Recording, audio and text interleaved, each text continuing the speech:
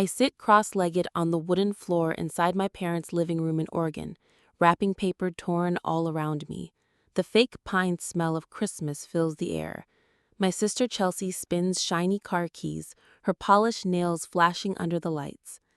The metal sparkles against the Christmas tree. She twirls like a kid full of joy, even though she is 32 years old. "I can't believe it," she laughs, bouncing. "My own BMW," she shouts with pride. Dad glows with pride, smiling wide. Mom clasps her hands as if seeing a miracle. Outside, the car waits in the driveway, white, shiny, with a giant red bow, a gift that makes everything else look small. I look down at the present in my lap, a plastic piggy bank shaped like a cartoon, something I stopped liking decades ago. The price tag still attached shows $1.99. "Open it," Mom says, pointing at the stopper. My fingers feel numb as I do. 2 $1 bills fall out. "It's the start of your home fund," Dad says. "You're always smart with money, unlike some people." He winks at Chelsea, who pretends to be hurt. The silence stretches heavy between us. Mom feels it, saying Chelsea needs a car for clients. Those design clients expect a certain image. Chelsea drops beside me, perfume strong. "Don't worry, sis," she smiles sweetly. "I'll drive you when you need me." She pats my knee like I'm a child. "Your little Toyota must be near the end." The Toyota that carried me over mountains. The Toyota I paid off myself. More reliable than anyone in this room. I can't breathe as the truth sinks in. This is not rare. It is my life. This morning I wrapped their gifts, a leather case for Dad, a bracelet for Mom, a camera lens Chelsea mentioned once, all bought by saving little by little. I rehearsed my announcement for days. Finally promoted to senior engineer. Years of work earned this title. I thought they would see me at last, not just Chelsea's quiet sister. Maybe this year would be different. My hands shake as I set down the piggy bank. The hollow sound echoes in the room. "Excuse me," I whisper with a dry voice. "Bathroom," I say as I rise. I walk, not run, up the stairs. Past the wall of family photos, Chelsea's smiling big in every frame. I close the bathroom door with a soft click. The lock twists under my hand. The mirror stares back at me, eyes too dry, face too calm. I press my palms to the counter, waiting for tears that never come. The pressure builds in my chest, like concrete setting around my lungs. People talk about heartbreak like theory, but it feels real inside my ribs. Each beat of my heart feels strained, blood forcing its way through narrowing veins. My chest aches as if under a heavy weight. It feels like someone pressing me down. This is what dying must feel like. Not dramatic, just fading away.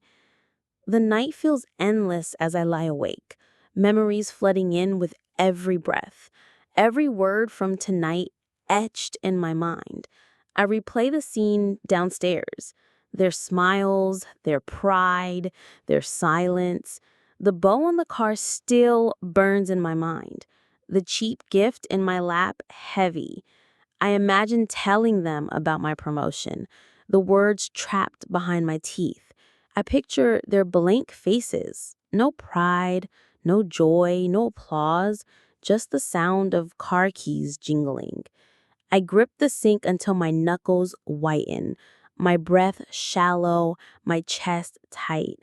I close my eyes, hoping to vanish, but the ache only grows stronger.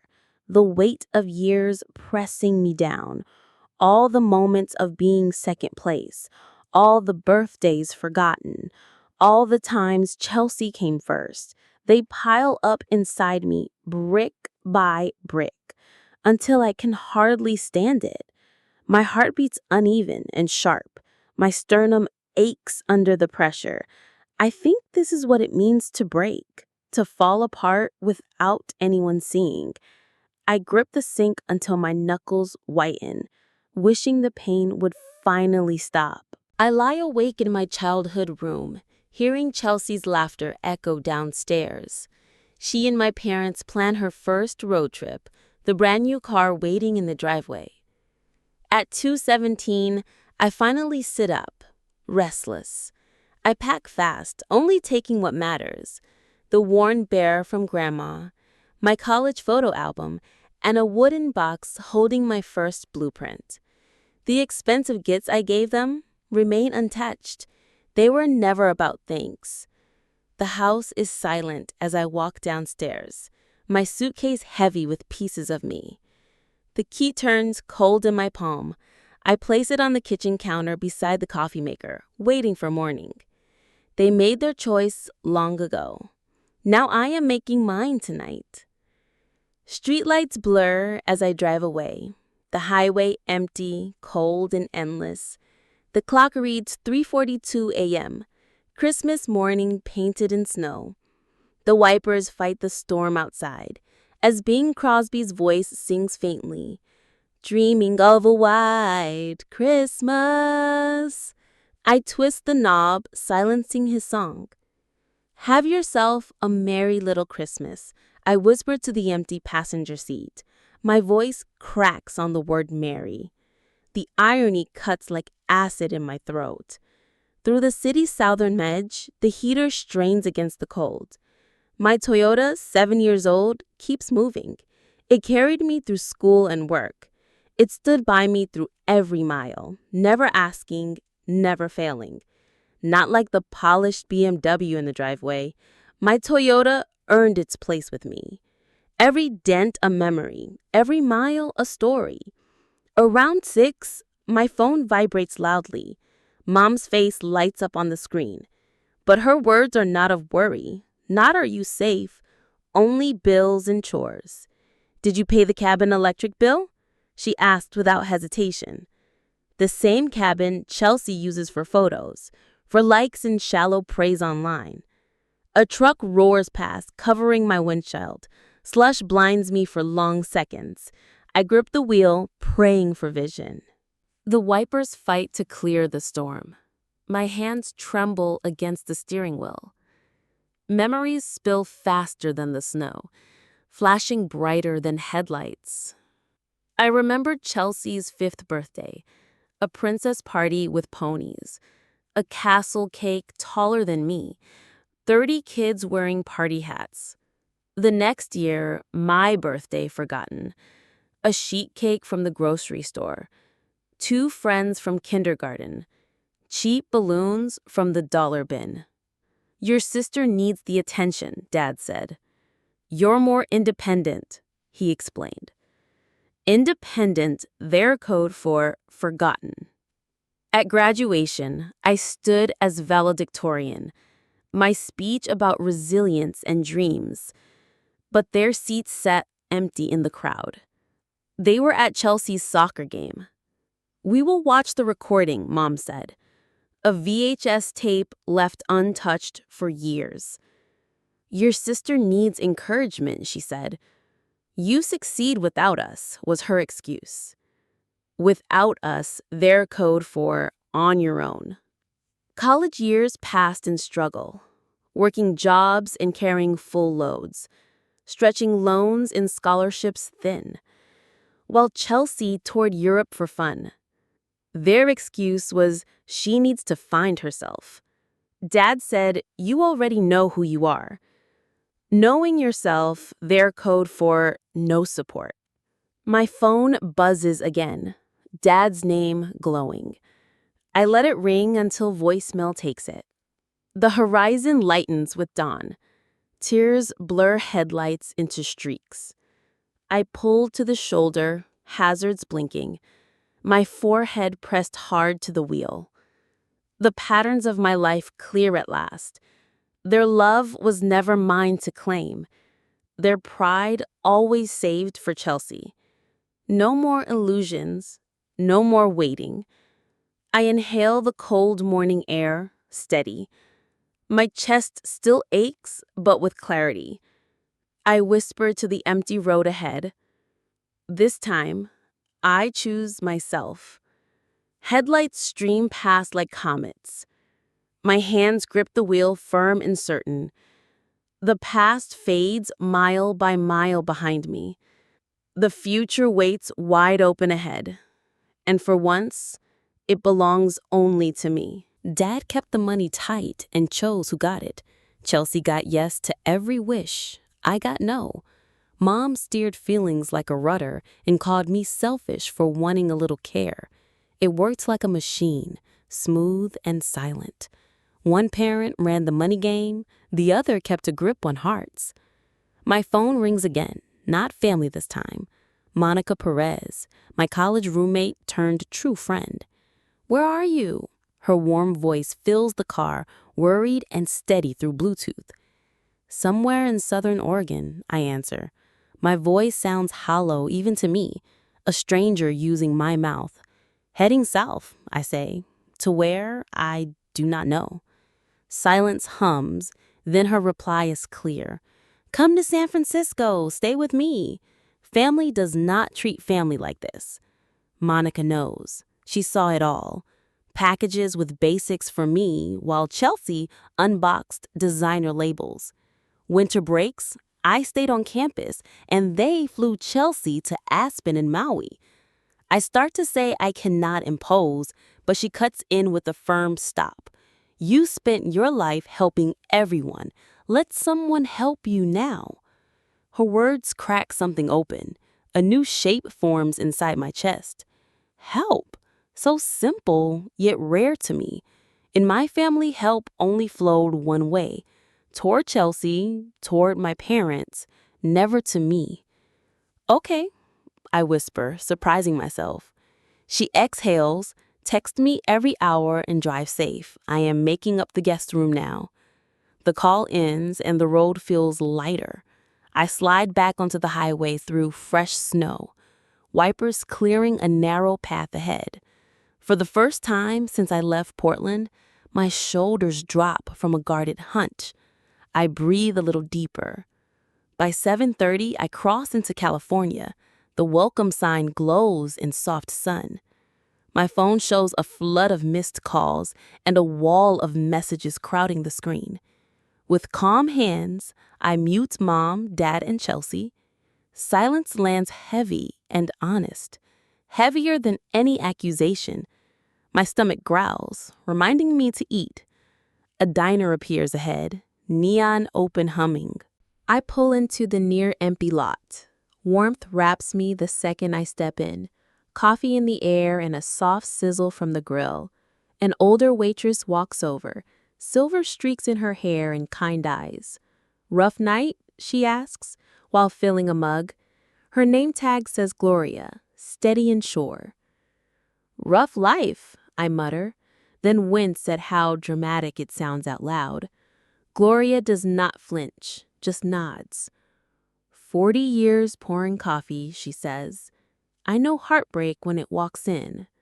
"Family or boyfriend?" she asks, gentle. "Family," I say, and the word hurts. She slides a menu across the table. "Blood makes you related," she says. "Love and respect make you family." Her weathered hand rests on mine briefly. "The special is good today with extra bacon." I order and wrap my hands around the mug, warmth seeping into my fingers. Her words echo against the window glass. "Blood makes you related," I repeat inside. "Love and respect make you family." Snowflakes melt into tiny rivers, running down the pane in thin lines. For 34 years, I have been related to the Collins name, not to a safe home. Maybe it is time to learn what real family is. Weeks pass, and Monica's place becomes a harbor. 3 weeks later, I wake to my phone buzzing again on the nightstand. Dad calling for the 13th time today. I count to 10, then mute the ringer. It joins a graveyard of unheard voicemails. Week 1, their words were confused. Week 2, they sounded concerned. Week 3, the tone turns darker, control wrapped in parental authority. I finally press play on one voicemail. Iris Elizabeth Collins, Dad's voice booms. Return the car immediately or I will report it stolen. This childish behavior has gone on long enough. I stare at the phone and exhale. The car, he means, is my Toyota.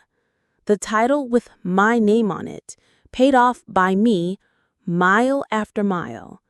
He speaks as if it belongs to him, as if I still belong to him, too. The title is in my name with 7 years of receipts. I clutch the throw pillow hard against my stomach, swallowing the acid climbing up my throat. Then Mom's message lands like a gavel. The doctor says my blood pressure is high because of the stress you are causing me. Is that what you want? She asks. Do you want me in the hospital for your selfishness? I delete both messages without replying, my finger hovering longer than I want to admit. Monica's spare room is my haven, both unfamiliar and strangely safe. Soft light warms the small space, and it already feels more like home than Seattle did. Terracotta walls catch the morning sun and calm my pulse, beat by beat. On the dresser, my laptop waits open, an email I have rewritten 14 times. Dear Mr. Sanderson, I type again. Dear Mr. Sanderson, my request is for a transfer. I am writing to request a move to the San Francisco office immediately. My finger clicks send before doubt returns. No favors, no strings, just my record, my reputation, and the work I have done. My worth stands on its own 2 feet. 3 hours later, the approval arrives, as if the door was always there waiting, and all I had to do was turn the handle. You got it? Monica asks from the doorway, reading my face before I can speak. Her dark curls frame a bright, proud smile. She is happy for me without conditions, a feeling so new it almost stings. Someone cheering without making it about them. I start Monday, I say. Now I just need a place to live. I start Monday, she repeats, grinning. And I already called Andrea from book club. She manages units in the Mission, rank-controlled, safe, and quiet. 20-minute walk to your new office. You did not have to do that, I say. I wanted to, she answers, and sits beside me. Friends help friends. No transaction needed. No strings attached. A brand new concept for me, I admit.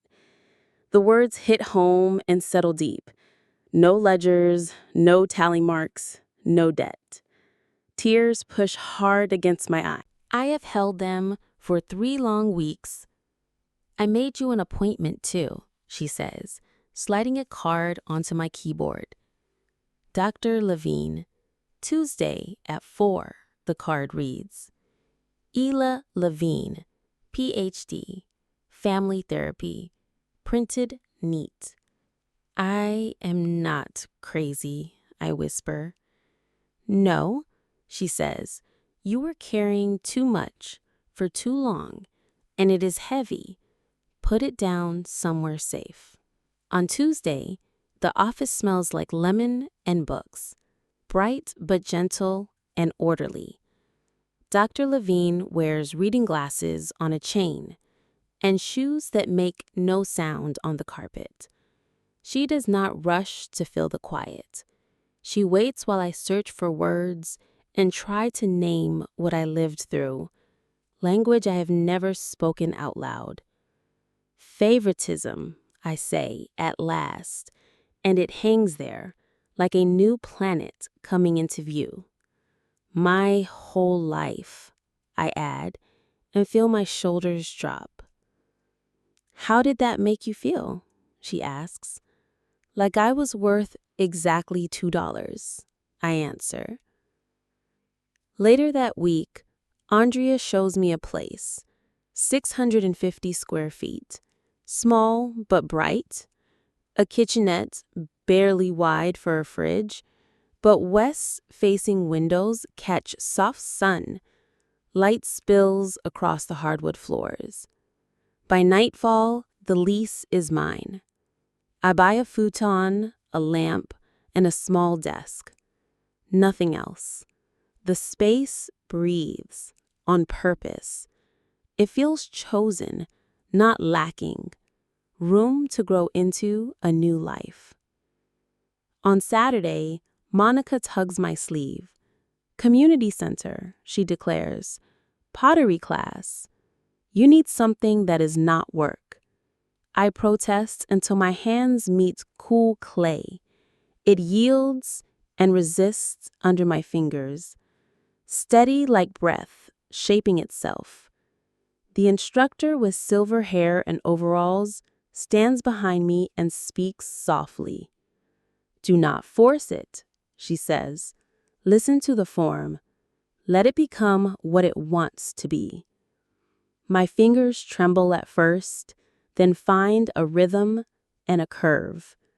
By the end, I have a small, uneven bowl. It is imperfect and beautiful and mine.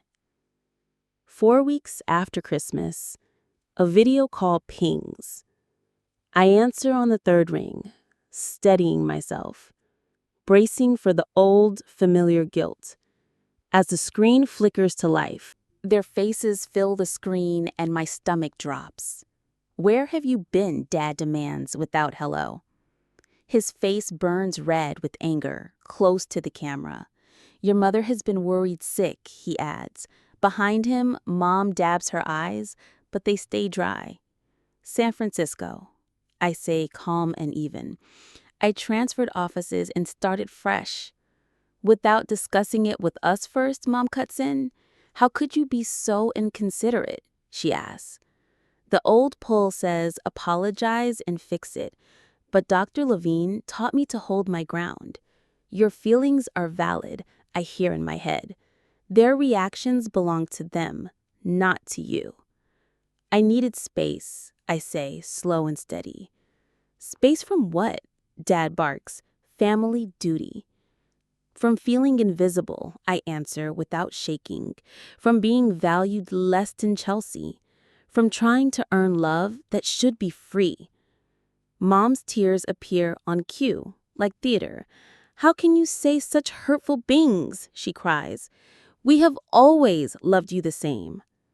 I am not responsible for your feelings, I reply. The words feel like stones I finally set down. I am responsible for mine now. Dad slams his palm on a table out of frame. This talk is over until you apologize, he says. Then I guess we are done, I answer. I end the call and breathe like air is new. Days later, rumors trickle through messages, LinkedIn notes, and old contacts ping me. They say I had a breakdown. They say I live in squalor or joined a cult. Chelsea posts soft focus photos looking concerned, captions about family heartbreak and prayers. My new team knows none of this story. They see my work and the way numbers sing. They notice precision and fresh ideas. They judge me by output, not gossip. 10 days later, Chelsea shows up at reception. Monica happens to arrive with lunch in hand. She's in a meeting, Monica says coolly, and she'll be in meetings for drop-ins. Chelsea leaves in a huff, and I keep working. On Wednesday nights, I go to group, a church basement smelling of coffee and dust. 8 strangers linked by similar wounds. We say things aloud that once felt forbidden. Family does not get a free pass, Raymond says, a 60-year-old accountant who hasn't spoken to his brother in years. Love without respect is not love, it is control. The sentence lands and stays with me. 6 months after Christmas, my place has changed. Pottery lines the sunny windowsills, each bowl a little better than the last. A real bed replaces the old futon. A promotion to senior project manager lands. The raise ends the last of my money fear. On my shelf sits the plastic piggy bank, now filled with $2 bills, one for each week of freedom so far. Not as spite, but as a bright reminder. Small betrayals can point to big truths. The next holiday season approaches slowly, part dread, part relief in equal measure. No gifts to buy for grudging smiles. No roles to play. No shrinking to fit. Just me in a space I built for myself. Becoming someone I finally value.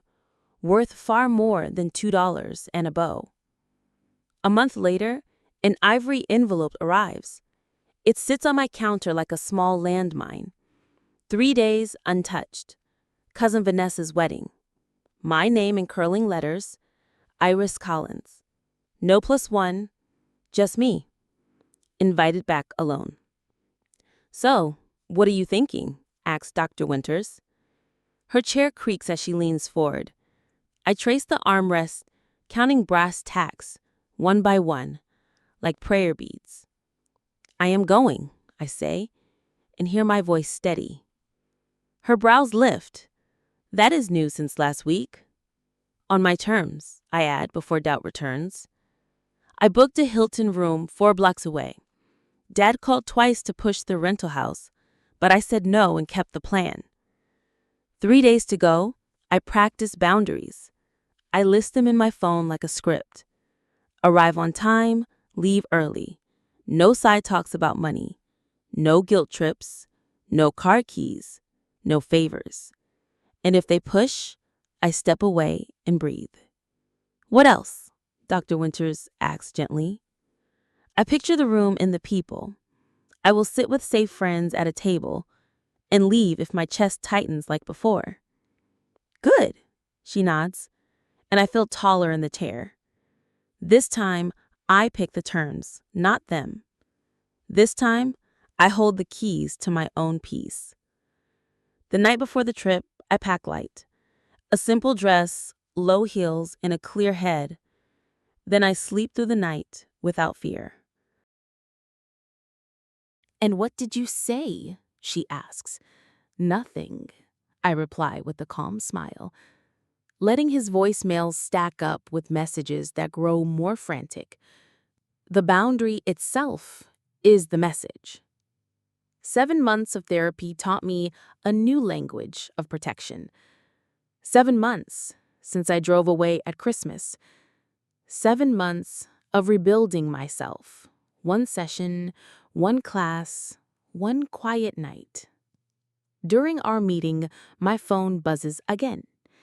"Chelsea, third text today. Can't wait to see you next weekend. We need sister time before the wedding." I slide the phone back into my purse and do not respond. "Your sister again," Dr. Winters notes.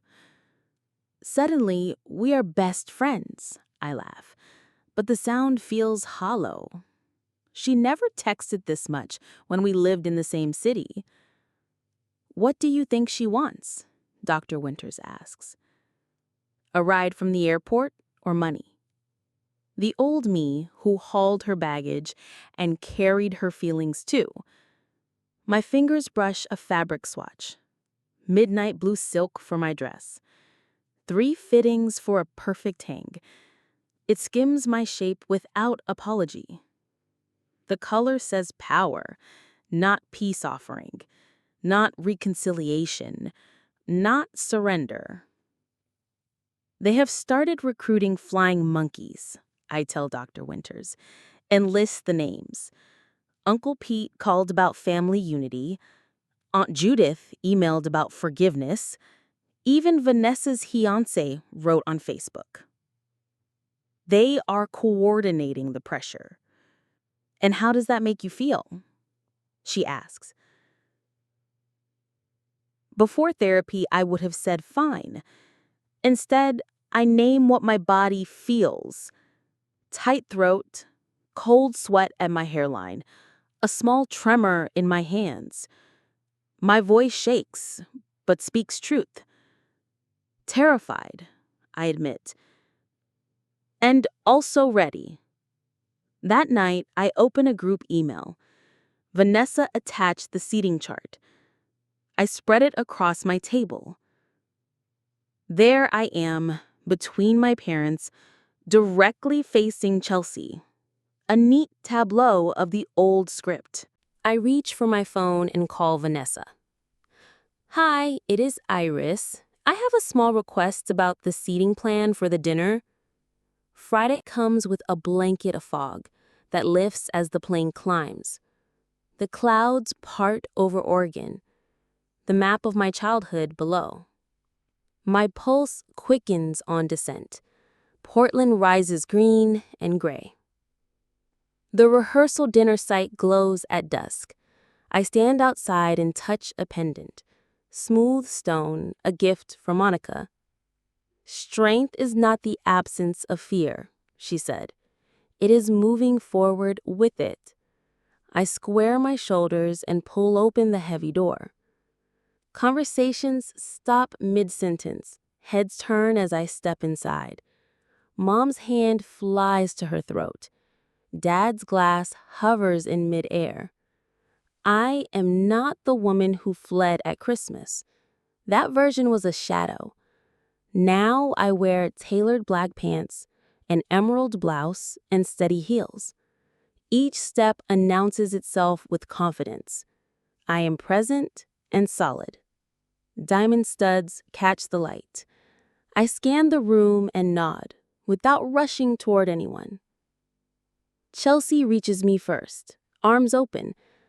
But something about her is different.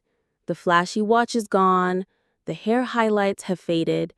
Her smile looks tight instead of easy. "You look amazing," she says, and hugs quick. "Thank you," I answer and step back, keeping clean space between us. "How was the BMW?" I ask lightly. Her eyes flick away. "I traded it in. Got a Honda, more practical." Beyond her, I spot my parents, leaning close to Aunt Martha. Mom dabs at dry eyes again.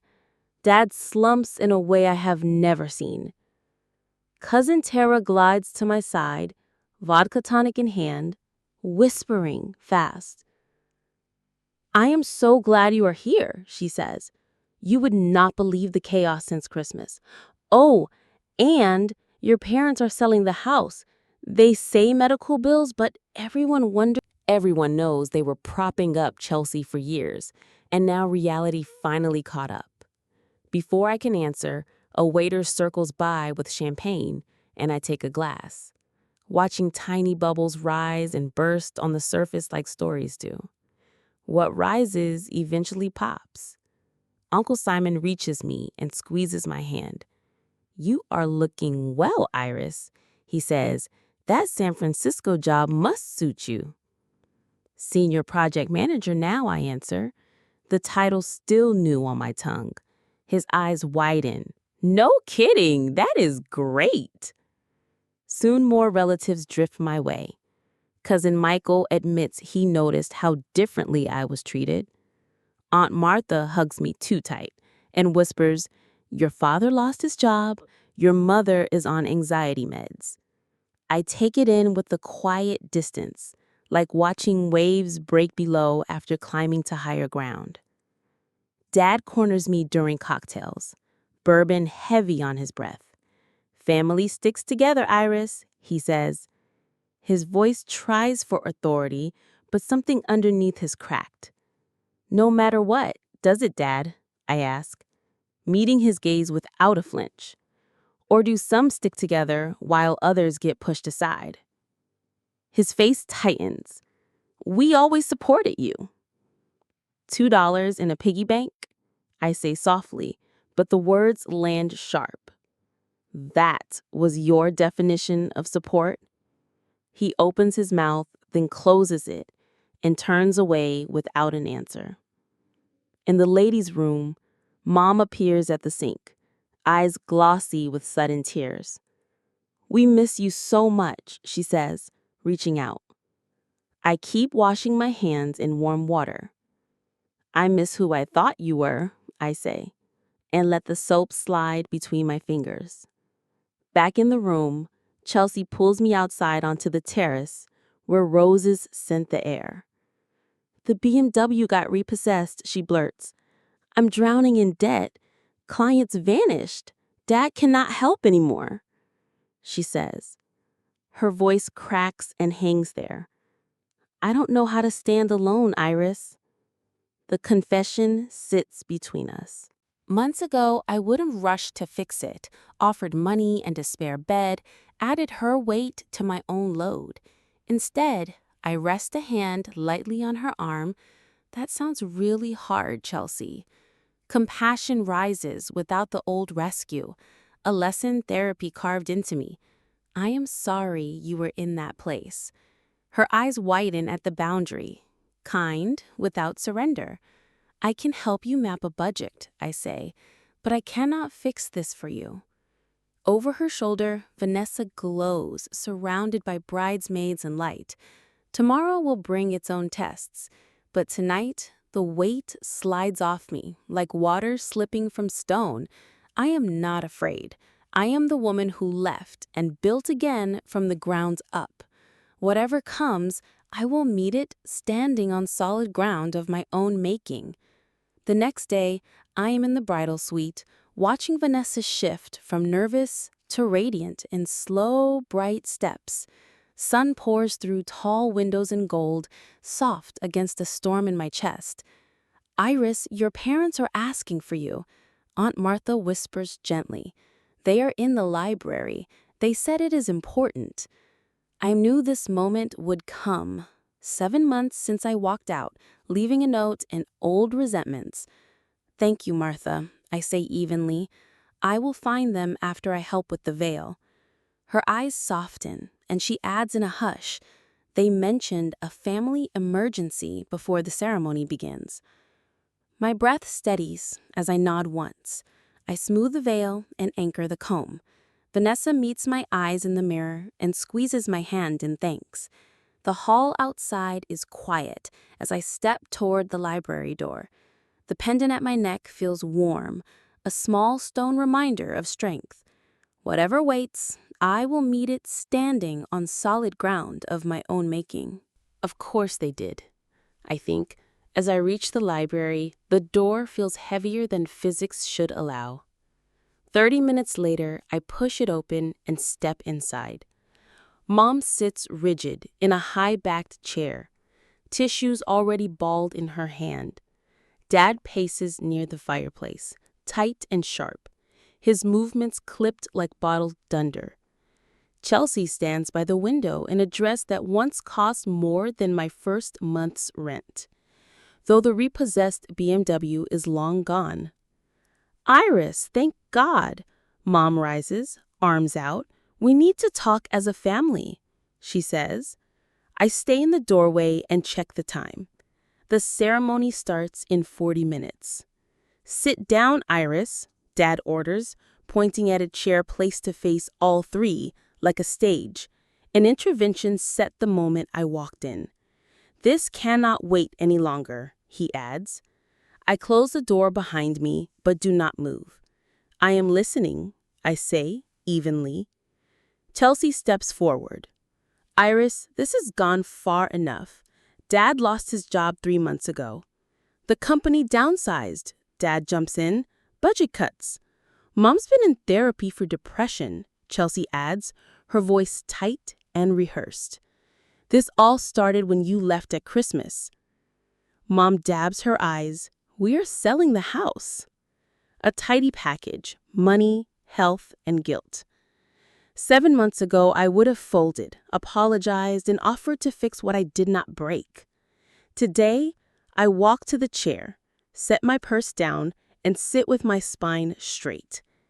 I am sorry about your job, Dad, I say, and Mom, I'm glad you're getting help. Their faces flicker, confused by my calm. Did you hear us? Chelsea snaps. They're selling the house because of you. No, they're selling because of choices made long before I left, I answer. I reach into my purse and lift a photo album. I brought something to show you. Mom frowns. We don't have time for this. You called this meeting, I say, and open it. The first page shows 2 birthdays side by side. Chelsea's princess party with entertainers, and my cake at the kitchen table the same year. Remember these? I ask, turning the pages. Christmases, graduations, vacations. The pattern is plain as daylight. I spent months compiling what I into proof you cannot wave away. Dad's cheeks redden. This is ridiculous. We treated you girls the same. I slide a folder of bank statements across. My student loans, 67,000. I am still paying them down. Chelsea's tuition, fully funded, plus a year in Europe for arts inspiration. Chelsea shifts. That is not fair. You chose engineering. That was your call. It was my passion, I say, like art was yours. The difference is, mine was not worth funding. Mom stands, hands shaking. We did not have the money. When you went to school, things were different. By the time of Chelsea's term, she says, I studied your finances years ago. I cut in calmly. Dad's promotion came when I was 16. Grandma's inheritance landed before freshman year. You had the money.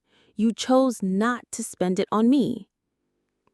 The room goes quiet, enough to hear breath. I lay out birthday cards across decades. Chelsea's full of lavish praise, mine full of tips and work hard notes. We always knew you would be fine, Dad says at last, softer now. You were always so capable. There it is, the truth behind the gap. Being capable does not mean I deserved less love. My voice is steady, though heat pricks my eyes. Being responsible did not mean I should carry everyone's weight for free. Mom sinks into real tears this time. We never meant to hurt you, she whispers. Intent does not erase impact, I say, and let the words settle in the room. Chelsea looks out the window, then back at me. I did not see it, she says, small, but I see it now, and I'm sorry. I nod once, acknowledgement, not absolution. The clock ticks toward the ceremony. We're not fixing decades in minutes, but the script has changed. So here is what comes next, I say, clear and even like a line on steel. Respect my boundaries, or I will walk away again. No more money talk, no guilt, no triangulating. If you want relationship, it will be mutual. They say nothing, and the silence tells the truth. I stand, gather the album, and let the impact remain. I reach into my purse one last time.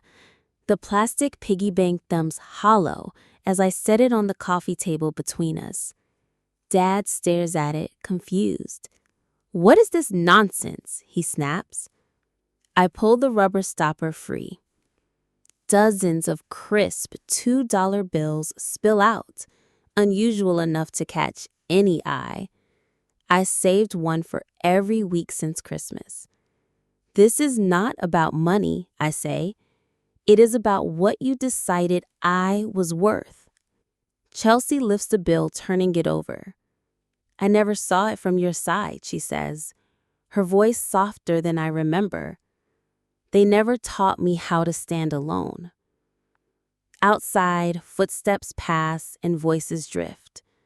Soon they will gather to celebrate love, while we face years without it. I do not want apologies, I say. I want change. I will consider reconciliation on 2 conditions: family therapy and respect for my boundaries. Dad starts to argue, but Mom rests a hand on his arm. We will do it, she says quietly, whatever it takes.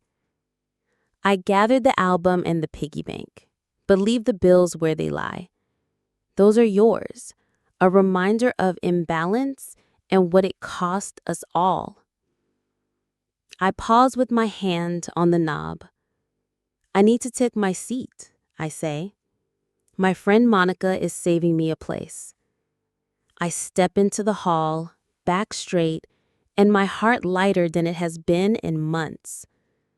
Behind me, I hear Chelsea whisper, "She is different now." And she is right. The woman who left on Christmas morning, carrying grief and resolve, is gone. In her place stands someone who knows worth comes from what she refuses to accept, not from what others decide. Months pass and Christmas returns. Sunlight pools on my San Francisco floor. Friends gather around a table that is mine. Really mine, at last. Rosemary and sage drift from the oven, and laughter rings easy and true. To Iris, Monica toasts, her curls catching the light. Who builds bridges better than anyone, in work and in life. Warmth floods my cheeks. A year ago I left a key on a counter and drove into the unknown.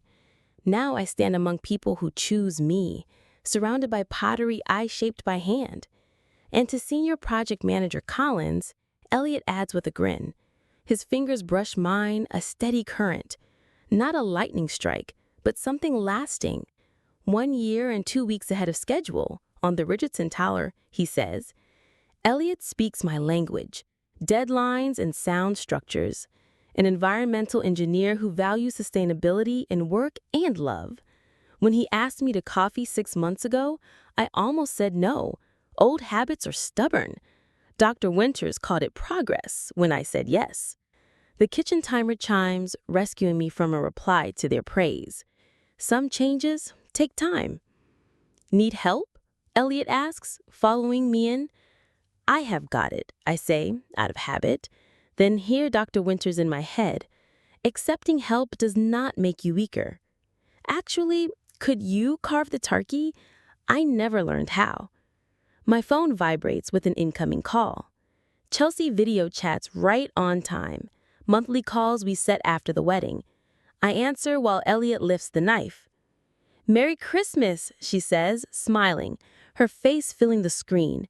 Behind her, a small apartment, tidy and bright, a plant on the sill and a stack of resumes. "I got a steady job," she adds, "part-time for now, but I'm paying my own bills." "That is good news," I say, and mean it. She laughs soft and real. "Thank you.